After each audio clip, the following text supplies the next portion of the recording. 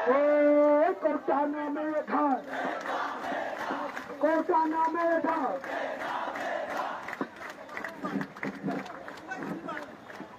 সংগ্রামী বন্ধুগণ, এই বৃষ্টি আমাদের শক্তিকে আরো কয়েকদিন বাড়িয়ে দেওয়ার জন্য এসেছে। আমাদের মাঝে যে ক্লান্তি ছিল সেটিকে দূর করে দেওয়ার জন্য এসেছে। আপনারা কি শরীরে অন্যরকম একটি প্রশান্তি অনুভব করছে?